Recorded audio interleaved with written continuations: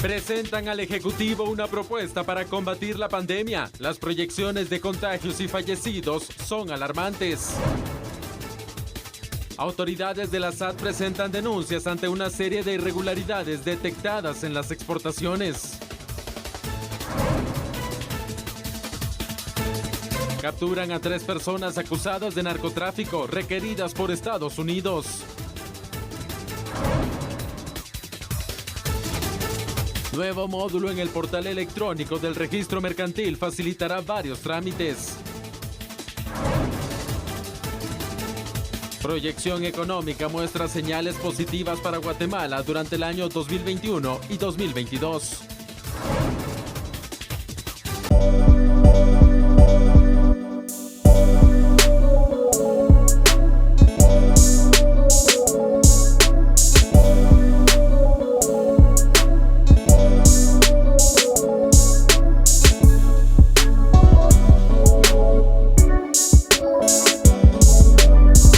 Buenas noches, señoras y señores, es un gusto el poder saludarles desde TN23 y su programa de análisis a la medida. Listos para 3 temas impactantes, pero antes vamos a saludar a nuestra compañera de fórmula, Sandy Monroy. Es un gusto poder saludarte, ¿cómo estás? Muy bien, Julio, igualmente un gusto poder compartir contigo el análisis de esta noche y gracias a ustedes por honrarnos con su sintonía.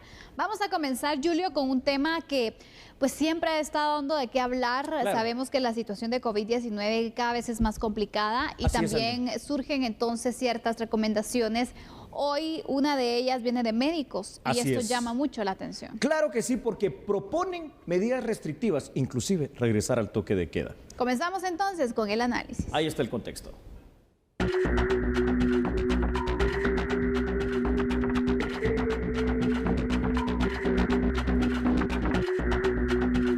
Medida de urgencia fueron presentadas las medidas sanitarias propuestas por médicos del Ministerio de Salud, del Instituto Guatemalteco de Seguridad Social ICS y del Colegio de Médicos y Cirujanos de Guatemala, con el fin de mitigar el elevado número de contagios que Guatemala ha enfrentado en los últimos días.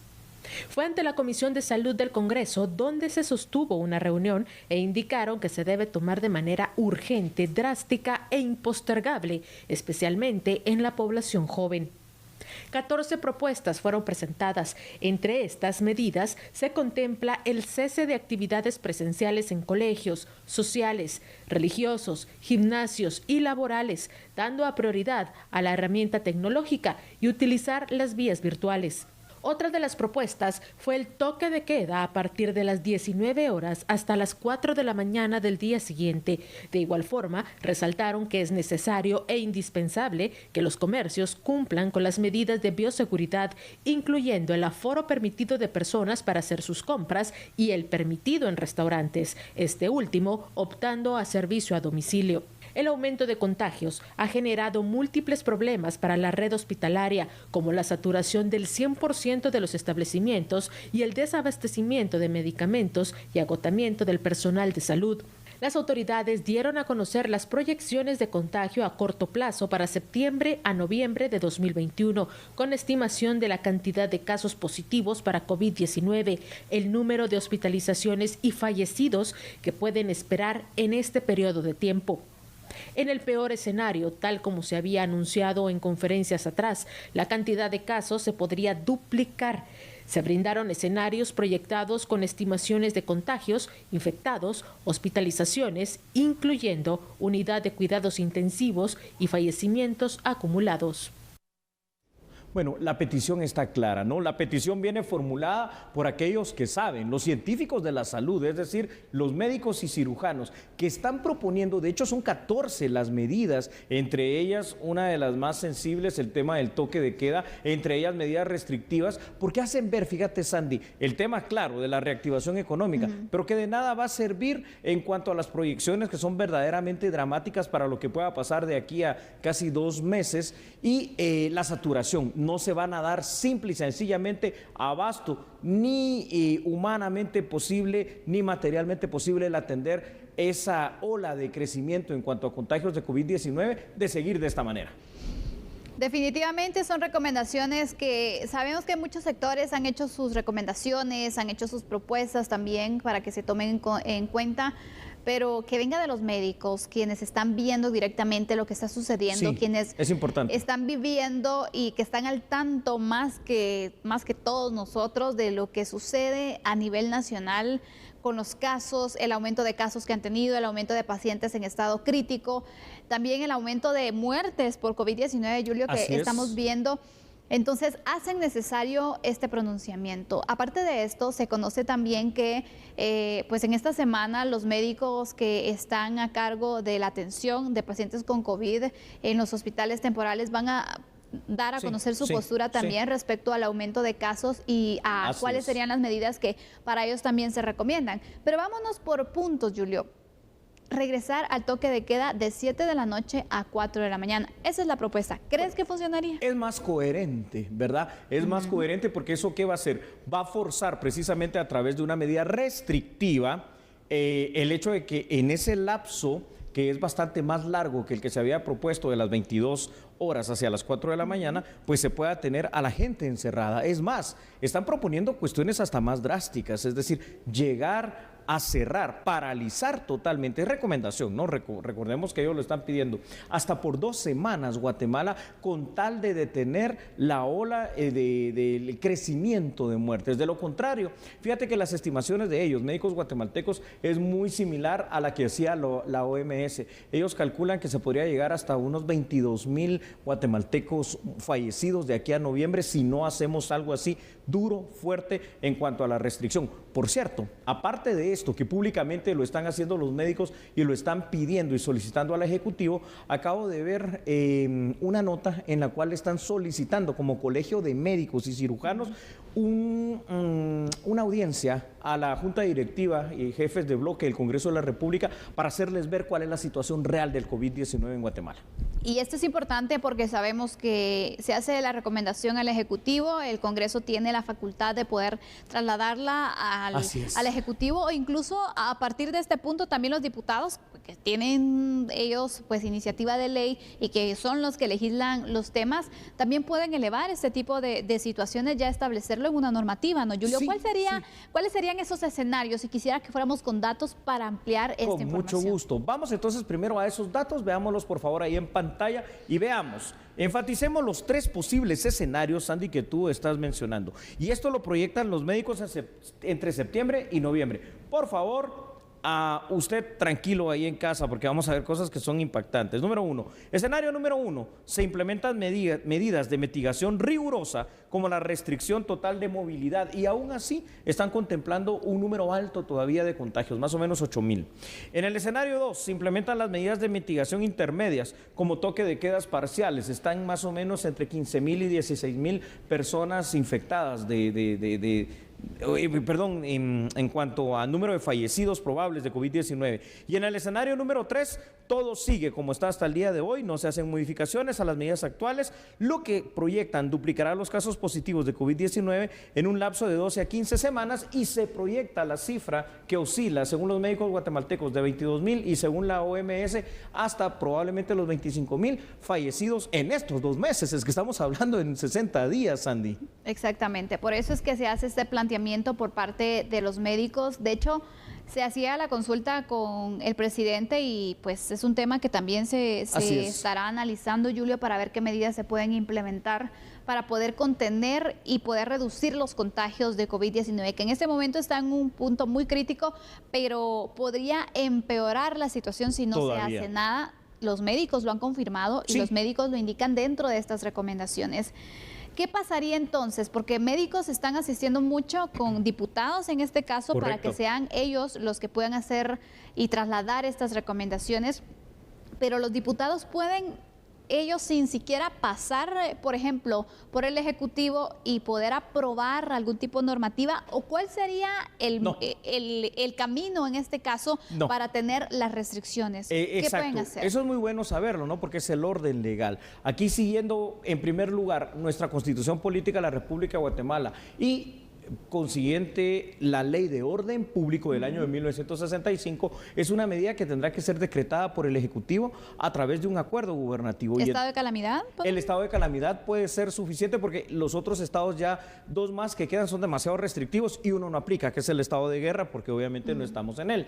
Entonces, tiene que ser el estado de calamidad con estas probables 14 medidas que sugieren los médicos, pero particularmente el confinamiento. Es decir, aquí tenemos que entender algo, o sea, algo tenemos que hacer, así sea no hacer nada. Y la decisión, ojo, la decisión va a conllevar o más contagios y más muertes, o va a conllevar la contención de la pandemia a través de algo que a nadie le gusta, pero que es necesario en este momento, el paralizar un poco estas actividades, porque no existe esa disciplina social, prohibir bodas, prohibir eventos, prohibir las reuniones, por ejemplo, en las iglesias, parte de esas medidas restrictivas, prohibir, por ejemplo, el hecho de que los aforos se respeten en los lugares que hay que ir, por ejemplo, las farmacias, los mercados, los supermercados, que es algo que no puede obviarse, y probablemente, Sandy, pueda llegar inclusive hasta otro tipo de medidas de que, por ejemplo, durante ese lapso de 1 o 2 semanas se pueda cerrar los fines de semana con tal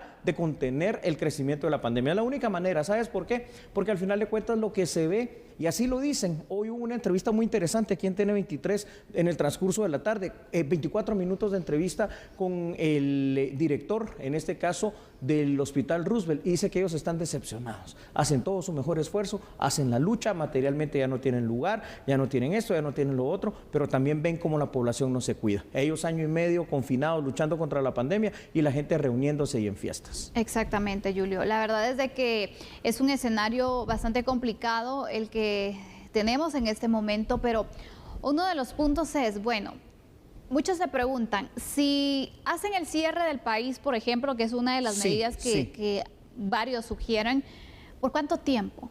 ¿15 días podría funcionar? ¿1 semana podría funcionar? ¿O cuánto tiempo sería necesario para poder entonces marcar una diferencia en cuanto al número de contagios? Los médicos yo creo que son bastante claros y muy taxativos, quiero decir, muy gráficos en lo que nos están diciendo y muy concretos. 2 semanas es lo que ellos proponen como el panorama ideal. ¿Por qué? Porque en 2 semanas esto va a ser duro, definitivamente estar encerrado, la producción disminuirá, el trabajo disminuirá, pero se contendrá en conciencia de ellos la pandemia. Claro, después hay que tener siempre el cuidado, porque de lo contrario esas 2 semanas no van a servir de nada. Exactamente. ¿Vamos con otros datos? Sí, con mucho gusto, vamos con otros datos, y es que ahí lo tiene usted. Mire, ¿para qué quiere más si aquí están los 3 escenarios que están planteando los médicos, ¿verdad? La restricción total de la movilidad y aún así, fíjate, Sandy, en estos 60 días, 3.721 fallecidos, con toque de queda y medidas parciales, 8.071, y las modificaciones, tomamos los datos más bajos, ¿verdad? De las medidas actuales, 13.525. Sin embargo, en las proyecciones reales y sobre todo lo que la OMS nos dice en datos concretos de medias y medianas estadísticas, se podría llegar hasta entre 22.000 a 25.000 personas fallecidas. Es dramático, Sandy, porque aún en el mejor de los escenarios estamos hablando de que en estos 2 meses morirán alrededor de 4.000 guatemaltecos, porque también este es otro dato importante, no se sabe a ciencia cierta cuántas personas andan en la calle con el COVID y que probablemente ni siquiera lo sepan porque pueden ser asintomáticos, o que cuando lo saben ya es demasiado tarde y ya contagiaron a su familia, a su círculo más cercano de trabajo y a cuánta persona se le atravesó a él. Totalmente, Julio. Y aparte de eso, tomando en consideración también que hay varias personas que han sido diagnosticadas, que ya tienen algún tipo de síntoma que puede ser leve, pero que como es muy leve y como, bueno, no les está quejando, no inician con un tratamiento, no buscan la ayuda médica o no tienen la posibilidad incluso, porque también hay que plantear esta situación de comprar un medicamento o de ir con un médico. Llegan en un estado ya crítico donde los médicos, de verdad, aunque hagan lo que hagan, es muy complicado. Le pueden dar unas horas de vida, pero ya no tanto salvar la vida.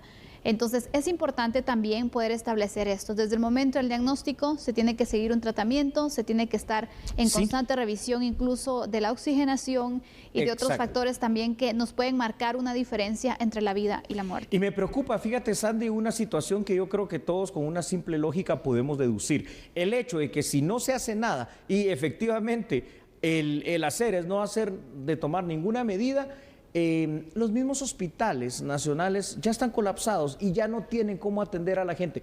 Va a ser dramático ver esas escenas de personas que probablemente quieran ingresar a uno de los hospitales COVID y simple y sencillamente esto sea imposible porque la capacidad se desbordó. Así que aquí hay dos responsabilidades, las que tendrán que tomar los, en este caso, funcionarios públicos, ejecutivo y legislativo en su momento, y la que tendrá que tomar cada uno de los guatemaltecos en el día a día para tratar de cuidarnos realmente. Mientras se toma una decisión entonces de cuál será el panorama y qué es lo que se va a hacer para poder contrarrestar los casos positivos de COVID-19, nosotros nos tenemos que seguir cuidando, mantener esas medidas de bioseguridad y sobre todo también vacúnese.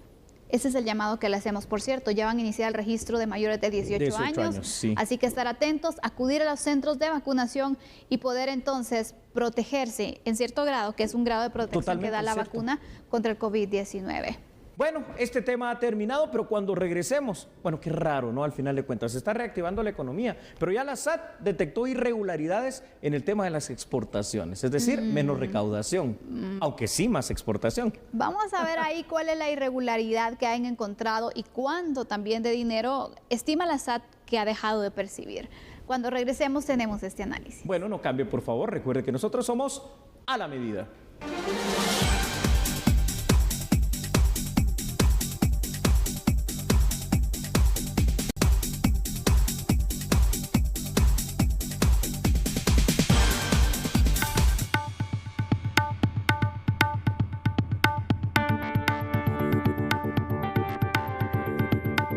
En abril de este año se detectó una inconsistencia en el proceso de exportación de empresas agrícolas. Esto dio paso a dar seguimiento para descubrir que 4.092 millones de quetzales no coinciden en las exportaciones totales del 2020 y primer trimestre de 2021.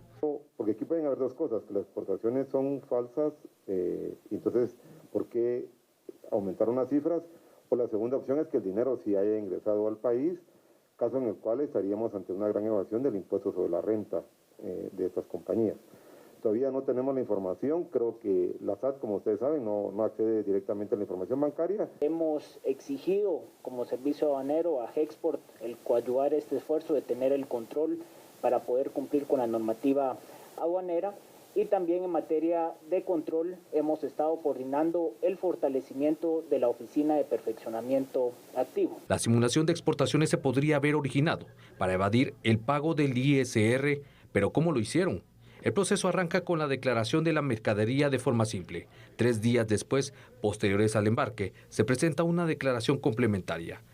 Si todo está bien, se autoriza la exportación por parte de autoridades aduaneras. Sin embargo, las irregularidades se detectaron al comparar la declaración simplificada y lo liquidado en la complementaria, pues los montos son hasta 10 veces menores a lo que se había autorizado para exportar. ¿Pero qué opinan exportadores? No, en ningún momento pensamos que esto tiene un efecto negativo sobre la actividad exportadora, al contrario, la fortalece, porque la existencia de los controles y los procesos tecnológicos e informáticos permite encontrar esta diferencia. Debido a este hallazgo, el crecimiento de las exportaciones 2020 cambia y pasa de un 3.1 a un 0.7%. Para este año no se contemplan variaciones a la proyección. Por aparte, las empresas que presentan irregularidades tienen hasta el 18 de octubre para solventarlas. De lo contrario, no podrán exportar. Bueno, aquí hay que entender esta situación porque pasamos a un tema que es complicado, el tema económico, el tema financiero y por supuesto lo que es la evasión de impuestos. A ver, ¿cómo funciona esto, Sandy? Miren, es de la siguiente manera para simplificarlo. Cada vez que las empresas agroexportadoras van a hacer eso, una exportación, un producto del agro que sale de Guatemala hacia otro país, tienen que llenar 2 formularios. Un preformulario donde dicen, bueno, vamos a vender, qué sé yo, 100 unidades de tal cosa, vamos a exportarlas. Pero resulta que esa es la proyección de la SAT. Ya cuando lo liquidan, ya no eran las 100 unidades, sino que eran 10. Entonces ahí hay un gran vacío en el que hay que ver qué es lo que pasó. Si lo hacen efectivamente para simular una mayor exportación, pero que no es ese el caso, sino que si lo hacen para proyectar algo mayor y reportar algo menor que se exporta, pero ese 90%, ¿qué pasó? Se exportó.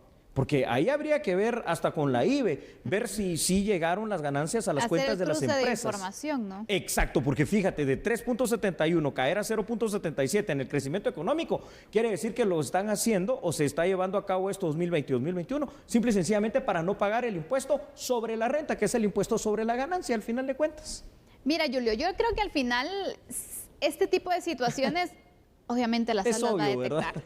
Sí. Entonces, aquí el punto es de que se investigue por parte de la IVE, entonces todo el tema financiero, bancario. Las cuentas de las empresas. Por supuesto. Así es. Y si no, ya incluso se puso la denuncia para la Fiscalía en contra del lavado del dinero también, para verificar entonces qué fue lo que pasó. ¿Existe entonces algún tipo de ilegalidad con estas irregularidades que se dieron? ¿No se logró exportar lo que se había proyectado? Esa sería la otra opción. ¿Qué es lo que está pasando? Y por eso también es importante que AGEXPORT esté entonces como representante de los exportadores para tratar de entender qué pudo haber pasado, porque es una suma bastante grande. Analicemos esa otra parte, ¿no? Porque sobre todo en el 2020 sí es una posibilidad. El hecho de que se haya proyectado más y se haya producido y exportado menos. Un año atípico. Por el simple hecho de ser un año atípico. Eso es válido. Lo que no es válido y lo que no es lógico es que esto se venga dando desde el 2020 hasta el 2021. O sea, este año se supone que ya hay una reactivación económica, que ya las actividades han vuelto a la normalidad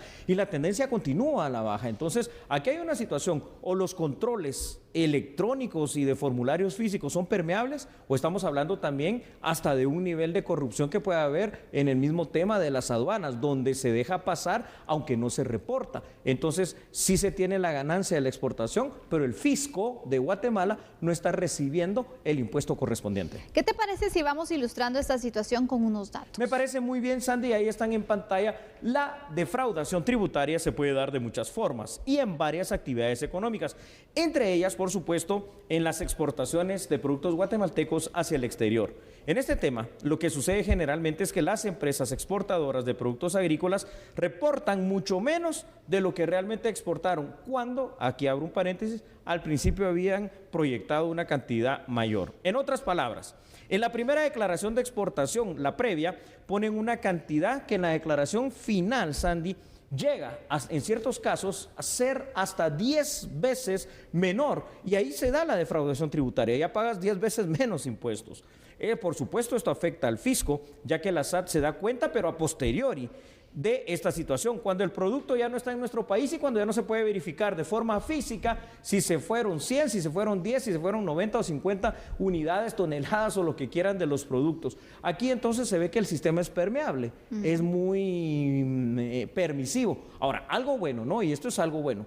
La SAT se da cuenta y la SAT también creo que es bueno, aunque es malo que esto esté pasando, que lo haga público y que, como tú dices, se convoque a la otra parte, a AGEXPORT. ¿Por qué? Porque esta es una cuestión de país, es una cuestión de todos. Es decir, esos impuestos se necesitan para que en un mundo ideal haya carreteras buenas, hayan hospitales, y en este momento, vaya, si no se necesitan, suficientes y buenos, y todos los demás servicios públicos. Mira, Julio, yo estoy de acuerdo contigo en el punto de que tal vez esto se debió investigar, poder contrarrestar entonces los datos con la IVE, poder dar acompañamiento también con la Fiscalía, en este caso en el Ministerio Público, para tratar de verificar, bueno, qué está pasando. ¿Ha sido una debilidad de parte de tal vez algún sistema que se tenga, el cual pues tampoco es que si, por ejemplo, yo como exportador, dando uno de los escenarios, ¿no? Como exportador proyecté tanto, pero por la pandemia ya no pude exportar. Posible, ¿verdad? Y solamente entonces tuve ese 10%, el cual sí reporté, pero no tengo forma de decirle a la SAT, mire, no voy a exportar el 90% restante.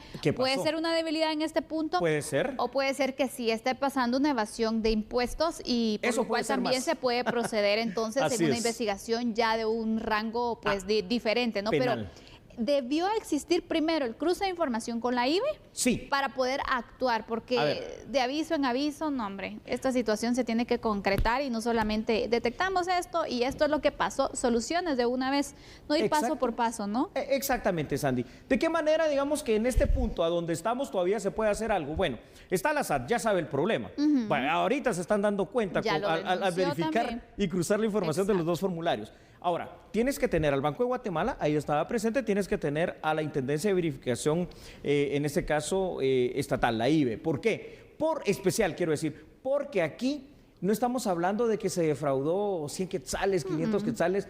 Son millones. Son millones. Entonces, esos millones Son no se millones. pueden guardar así, se tienen que bancarizar. Por eso es importante revisar las cuentas a nombre de las distintas empresas que integran a Hexport para revisar si efectivamente esto cuadra con la información de los precios de mercado del año pasado y de este en cuanto a lo que se haya depositado y haya ingresado a las cuentas. Si esto no cuadra, entonces ahí es donde está el problema, ¿verdad? Que la permeabilidad está en que es eso, en que se puede defraudar al fisco simple y sencillamente reportando inicialmente algo que después es irreal, aunque sí se vaya una cantidad fuerte y por la cantidad fuerte, por ese 80-90% no se paga impuestos, lo cual también es dramático porque habría que ver qué funcionarios locales en las distintas aduanas y puestos fronterizos tienen también que alguna responsabilidad, porque no puede ser que esto no lo note nadie. Exactamente. Sí. ¿Dónde fallaron los controles también y quiénes lo permitieron, Julio? Vamos con otros datos también porque llama la atención este tipo de controles y, bueno, estas irregularidades que se dieron en el 2020. Sí, Sandy, claro que sí, con mucho gusto. Las proyecciones desde el año pasado y en el presente año no han cumplido con la expectativa y ahí es donde ya se ve la sospecha, pero creo que lento, ¿no? La reacción fue lenta de SAT y por ende eso ha redundado en percibir menos impuestos correspondientes a la ganancia, es decir, el famoso impuesto sobre la renta, el 5% que se paga. La corrupción que siempre ha estado presente en todos estos lugares, precisamente puertos y aduanas, puestos fronterizos, es uno de los factores que puede permitir este tipo de situaciones. Positivo, si es que la misma SAT esté consciente de dicha situación, que dé a conocer este problema y que trabaje de manera conjunta con instancias como el Banco de Guatemala, la IBE y también que lo haga con a Hexport para tratar de verificar montos y ver dónde y quién defraudó algo para que esto se pueda arreglar por las buenas o en todo caso a través de un proceso económico coactivo, que es cuando le debes al Estado el impago de impuestos. Pero en este caso lo que se hace entonces es ponerse al día, ¿no? Así Del es. monto establecido. Aquí no aplican ningún tipo de descuento, ningún No. tipo de beneficio, sino simplemente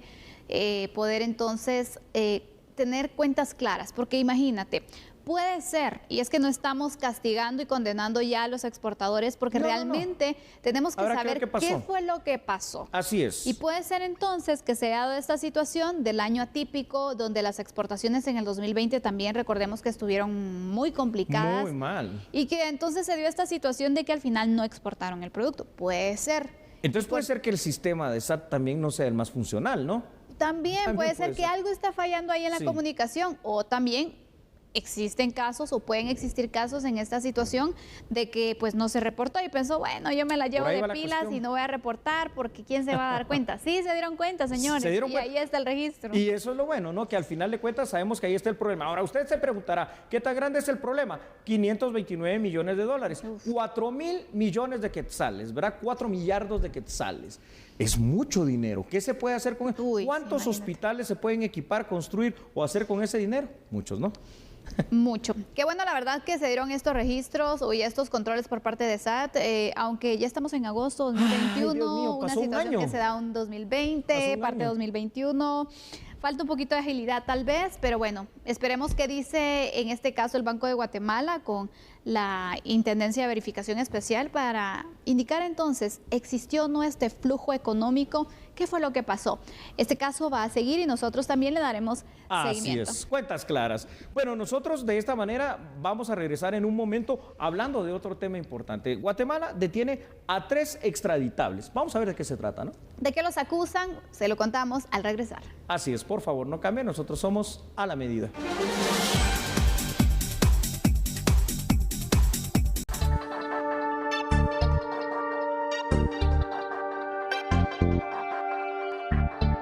Desde tempranas horas de la mañana se originaron 10 allanamientos en diversos puntos del país, entre ellos San Lucas Zacatepeques, Escuintla, Quetzaltenango y Huehuetenango, para hacer efectivas 3 órdenes de aprehensión de presuntos narcotraficantes requeridos por los Estados Unidos. Las aeronaves de la Fuerza Aérea de Interdicción Antiterrorista de la Policía Nacional Civil, Fiat, esta fuerza élite del 5º Viceministerio Antinarcótico, pues ha apoyado también para el traslado desde el casco urbano de Huehuetenango hacia este lugar de Augusto Giancarlo Castillo Hernández, alias el Metal Joker, de 28 años de edad.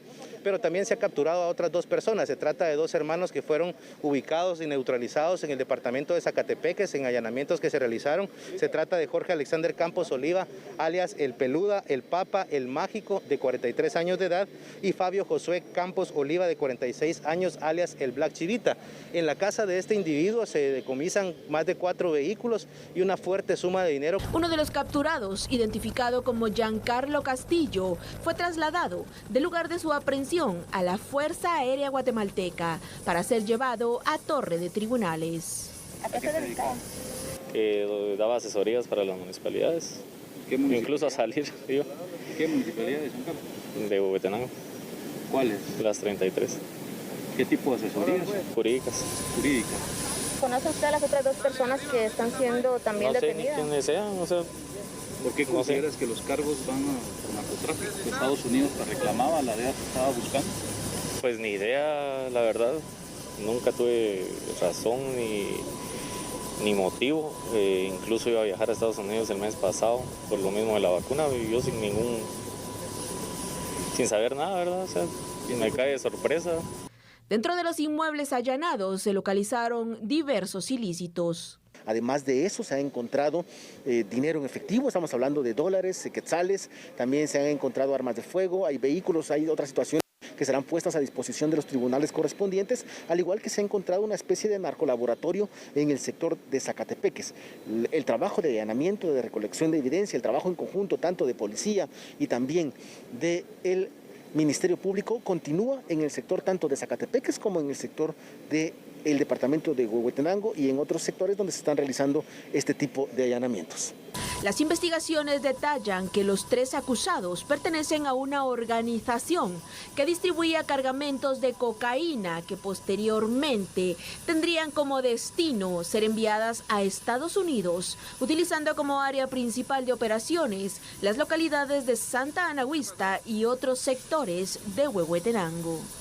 Bueno, ahí lo tiene usted, está creciendo el número de extraditables. ¿Recuerda, Sandy, que la semana pasada hablamos un poco de la extradición? Bueno, ahora ya dentro de todos estos operativos de allanamiento, de requisa de evidencia y obviamente de órdenes de aprehensión, se captura, entre otros, a 3 personas que están, solicitados en extradición pasiva por Estados Unidos para ser juzgados allá, nada más y nada menos que por el delito de lavado de dinero y el de tráfico de estupefacientes. Entonces, aquí estamos hablando de algo serio, de toda una estructura y de todo un operativo que se monta para esta situación. El narcotráfico está incrustado demasiado ya en nuestro país. Exactamente. Estas personas tendrán entonces que enfrentar la justicia norteamericana. ¿Cuál es el proceso en este caso con ellos, Julio? Claro que sí. Obviamente, como esto requiere de un proceso legal, ellos fueron aprehendidos, tendrán su audiencia de primera declaración. Bueno, primero se les va a hacer del conocimiento del motivo de su detención. Se les va a informar en ese momento que están solicitados por la justicia norteamericana. Ya formalmente. Ya formalmente, ¿verdad? Ante una autoridad competente que es un juez. Entonces allí, si no tienen otro proceso abierto acá en Guatemala, que muy probablemente así parece ser lo que están determinando las primeras informaciones preliminares, entonces ya se inicia con el proceso de extradición, los pasos de ley. ¿Pueden oponerse? Sí, pero esto es solo atrasar el proceso, porque al final de cuentas, por el jus gentium, el derecho de gentes, la buena fe que hay entre Estados Unidos y Guatemala en el tratado de extradición vigente con este país, entonces van a ser entregados a Estados Unidos. ¿Cuándo? Bueno, ya eso lo determinarán las autoridades, puede ser de la manera más inmediata posible, salvo que ellos de verdad se opongan, pero es una necedad, repito, ya que aquí hay prueba y evidencia de ciertos estados norteamericanos que los están solicitando y los están solicitando a través de DEA, estamos hablando de la Agencia Antinarcótica, a través de Interpol, con toda la evidencia presentada ya al Estado de Guatemala, es decir, el caso está armado.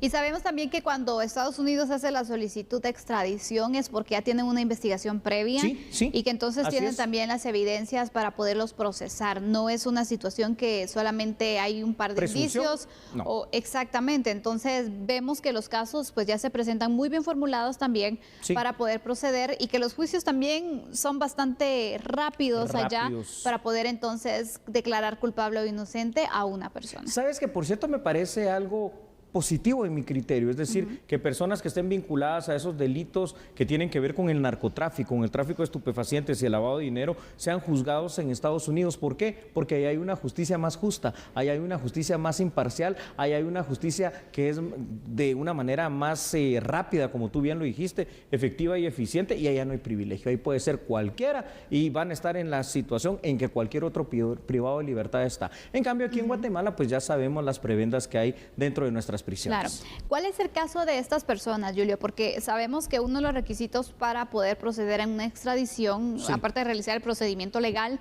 es que si hay algún tipo de delitos cometidos en Guatemala, primero se tienen que solventar la situación jurídica en el país y después proceder entonces con la extradición. ¿Se va a pasar en este punto o directamente entonces se va a llevar un juicio por extradición? Se tiene que conocer como un requerimiento de ley si tienen alguna orden de aprehensión por algún delito cometido en Guatemala, resolver primero ese caso y ya luego solventarlos, si cumplen una condena acá, llevarlos a Estados Unidos. Parece ser que no es el caso, es decir, parece ser que van directo a la extradición. Así es, Sandy. Cosas que no se detectaron en Guatemala, que también llaman la atención. Que eso ya es bastante grave también, que venga a Estados Unidos y lo detecte en lugar de nosotros. Vamos con datos. Adelante. Muy bien, vamos entonces con los primeros datos para que usted vea en este caso lo siguiente. Los señalados son Jorge Alexander Campos Oliva, Fabio Josué Campo Oliva y Augusto Giancarlo Castillo Hernández. Según la información brindada, son presuntos responsables de conspiración internacional para la distribución de sustancias controladas en violación, escuche usted, a las secciones 959, 960, 963 del título 21 del Código Penal estadounidense. Señoras y señores, es lo que decíamos hace unos instantes. Estados Unidos ya llevó a cabo toda una investigación, le presentó el expediente con el requerimiento al Estado de Guatemala, donde viene la prueba contundente de por qué está solicitando a estas personas en extradición en cuanto al delito de tráfico de estupefacientes y lavado de dinero en aquel territorio. Estos son puntos entonces que tenemos que irle dando a conocer también de estas 3 capturas extraditables que pues están pendientes de poderse ejecutar. Sabemos que hay otras solicitudes también que obviamente por temas de confidencialidad no se dan a conocer porque son operativos también muy arriesgados, Julio, en donde el objetivo es poder tener entonces pues acertada la ejecución, los operativos, los allanamientos, y en este caso lo lograron. Lograron entonces detener a estas 3 personas que estaban buscando, porque sabemos que también es complicado con casos como estos que se den una fuga de información, por ejemplo. Es que esa es la situación, pero aquí sí tenemos, digamos, cierta certeza. Yo estaba investigando y platicando durante este fin de semana, sábado, domingo y todavía ayer en la noche al salir de acá con personas que trabajan precisamente en la PNC, me hacían ver videos y toda la situación de cómo es que entrenan a estos agentes que aquí en Guatemala los tiene directamente capacitados, entrenados, equipados y todo la DEA para poder evitar precisamente ello, la fuga de información. Y evidentemente sí tienen capacidades bien instaladas porque lograron estas capturas. El objetivo. Así es. Vamos a hablar ahora, Julio, y quisiera que tú nos pudieras ampliar los datos. ¿Cuántas personas van detenidas con orden de extradición? De extradición, claro que sí. Vamos a ampliar esos datos, usted los va a ver en pantalla. Porque, Sandy, con estas 3 capturas se suman ya 43 personas capturadas, pero con fines de extradición, de los cuales 36 son por temas relacionados, obviamente, al narcotráfico. Además, Sandy, en uno de los inmuebles allanados allá en Zacatepeques, de hecho en San Lucas específicamente, fue localizado un narcolaboratorio dentro de un condominio, dentro de un residencial.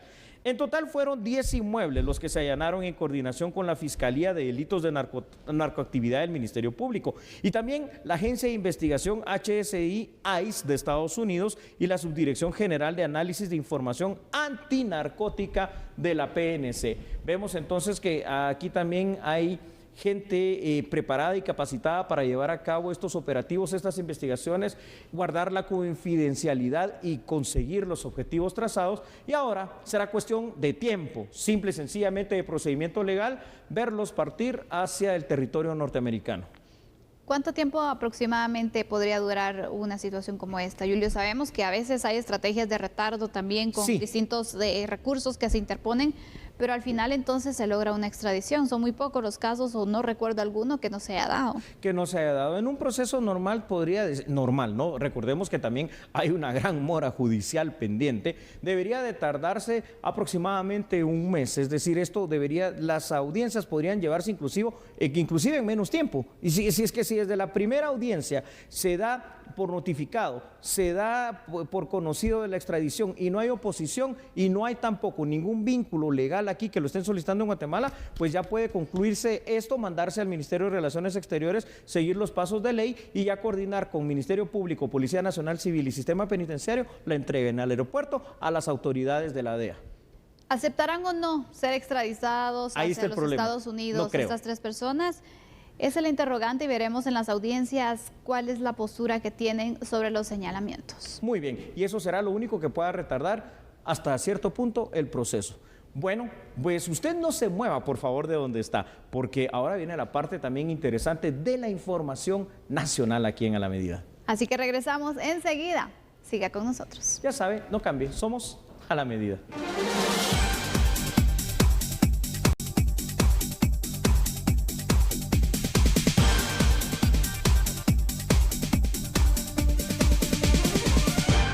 Lo dijimos y lo cumplimos. Regresamos en breve y en breve estamos aquí. ¿Sabe usted que el Procurador de los Derechos Humanos compareció ante la Comisión de los Derechos Humanos del Congreso de la República para solicitar un incremento de 83 millones de quetzales al presupuesto 2022? Vean la información aquí en A la Medida. Como facultad que tenemos los diputados, se le cuestionó al señor procurador y a los directores que lo acompañaron sobre por qué están solicitando alrededor de 83 millones de quetzales más para el otro año.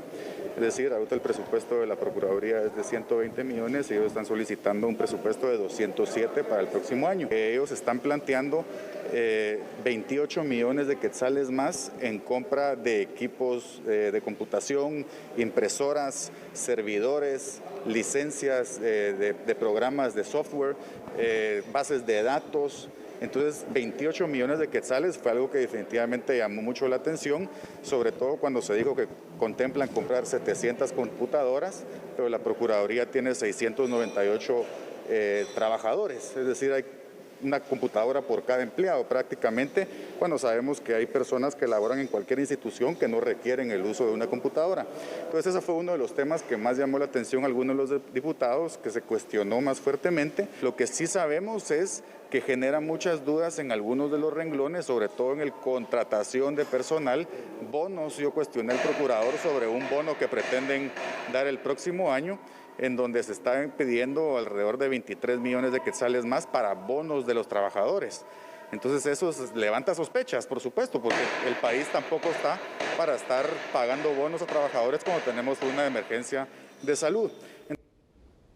Las autoridades del Ministerio de Energía y Minas dieron a conocer el motivo del aumento del combustible. El precio de los combustibles. Autoridades del Ministerio de Energía y Minas dieron a conocer que los estragos que la tormenta Ida ha dejado en Estados Unidos es la razón. Por el acaecimiento de la tormenta Ida, que está afectando o está amenazando con afectar a los estados del Golfo de México. Recordemos que de Texas particularmente es de donde importamos normalmente los combustibles, y ante las perspectivas de que la tormenta pueda causar algún daño, los mercados están reaccionando con una tendencia al alza. El funcionario explicó que se podrá registrar un nuevo aumento al precio de los combustibles si las refinerías de Texas resultan afectadas por los efectos de Ida. Si llegase a afectar la industria petrolera, o más bien a las refinadoras de Texas particularmente, sí, lamentablemente sí. Además, las condiciones que se están observando en el mar están impidiendo que muchos de los buques estén transitando. Eso pues genera desabastecimiento en alguna medida. No es que haya desabastecimiento ahorita, pero puede limitar que los próximos embarques salgan a tiempo. Vamos a otra información. Empresarios, emprendedores, abogados y notarios y también los usuarios en general del registro mercantil podrán utilizar desde ya un nuevo módulo que fue creado en el portal de dicha entidad. Y esto para poder facilitar todos los trámites relacionados a los auxiliares de comercio. ¿Quiere ver la información? Con mucho gusto. Aquí la tiene. La nueva plataforma de inscripción de auxiliares de comercio facilitará los negocios, reducirá la tramitología e impulsará el comercio electrónico. Utilizando las tecnologías de la información y comunicación para facilitar la interacción entre personas individuales o jurídicas y dependencias del Estado, teniendo como su ámbito de aplicación a todos los trámites administrativos que se gestionan en las dependencias del organismo ejecutivo. Estamos seguros que dicha plataforma va a contribuir a agilizar y hacer más efectivos los trámites de auxiliares de comercio, a reducir tiempos y costos en la inscripción y cancelación de auxiliares, a poner al alcance de todos los habitantes de la República dicho trámite donde sea que se encuentren. Entre enero y julio de este año, el número de auxiliares de comercio inscritos era de 3.103, 111 más que en similar periodo del 2020, cuando totalizaron 2.992. Y le damos a conocer las expectativas del crecimiento económico, que son bastante alentadoras para este 2021, según lo da a conocer entonces la Comisión Económica para América Latina y el Caribe. Sin embargo, de la mano deben sumarse proyectos de impulso comunitario para evitar la dependencia de las remesas. El caso precisamente de Guatemala, ¿verdad? Tenemos un crecimiento este año de 4,6, el próximo de 4. Obviamente también tiene mucho que ver con el crecimiento económico de Estados Unidos, ¿verdad? En donde la actividad económica, el crecimiento de la economía norteamericana, pues está impactando, ni duda cabe, en estas remesas y en las exportaciones, por ejemplo, de Guatemala mismo, ¿no? Y creemos también que se espera, sinceramente, que la economía de Guatemala empiece a tomar un ritmo estable. Como ustedes ven, nuestras previsiones para 2021 son de 4.6, pero 2022 de 4. O sea, es un país que más o menos logra tomar un ritmo más estable. Pero somos optimistas, creemos que Guatemala, y sobre todo Guatemala siendo parte de nuestro pues del plan de desarrollo integral del norte de Centroamérica y México, creemos que pueden llegar recursos importantes para dinamizar sobre todo aspectos tan importantes como, por ejemplo, ayer analizábamos con el Programa Mundial de Alimentos estos programas tan importantes que se están llevando a cabo en Guatemala, en donde se está conjugando alimentación escolar con los productores locales, o sea, se está estimulando la producción local en las comunidades. Asimismo, la CEPAL espera que Guatemala y los demás países de la región avancen en su proceso de vacunación, lo cual incide en el desarrollo económico. ¿Sabe usted que el retorno de los migrantes guatemaltecos, centroamericanos y también de otras nacionalidades continúa por ese punto fronterizo del Ceibo en el Petén? Ahora, a decir de investigadores y analistas en esta materia, las autoridades de El Salvador y de Honduras también deberían recibir a sus connacionales en dicha frontera. ¿Quiere ver la información? Con mucho gusto, porque aquí en A la Medida la hemos preparado para usted. Del 22 al 30 de agosto se retornaron a 2.528 personas desde México a El Ceibo Petén. De ellos, 1.251 son guatemaltecos, 966 hondureños, 162 salvadoreños, 137 nicaragüenses y otras personas de Belice, Venezuela, Colombia, Haití, República Dominicana y un estadounidense. Para su retorno voluntario, el Instituto Guatemalteco de Migración señala que han utilizado 82 buses para llevarlos a las fronteras de sus países. El analista Fernando Castro hizo el llamado a las autoridades extranjeras a apoyar a sus connacionales. La crisis que se está dando en la frontera del Ceibo, recordemos que es una aduana que está sumamente lejana de la ciudad capital, está a 150 kilómetros de la población más cercana y por un promedio de lo que es el movimiento desde el Ceibo al Corinto son de 8 a 9 horas dependiendo de la situación. Esto lo que también hay que resaltar es la preocupación que se ha tenido que tanto los cónsules de El Salvador y Honduras no hayan asistido a brindarle la protección y asistencia necesaria que se debe darle a gente que está siendo deportada. Por eso es un llamado que se le hace para que se hagan presentes. Solo este 30 de agosto, el Instituto Guatemalteco de Migración registró que 467 personas fueron retornadas vía terrestre a El Ceibo, Petén, y utilizaron 12 buses para su traslado a las fronteras de sus países de origen. Estos han sido los temas destacados del día. Ha sido un privilegio poderles acompañar en el análisis. Feliz noche. Gracias, Sandy. Feliz noche para ti y, por supuesto, feliz noche para usted. Nosotros ya saben, mañana a las 21 horas acá por TN23 lo esperamos y, por supuesto, amenazamos con volver en el mes de septiembre. Que descanse. Chao.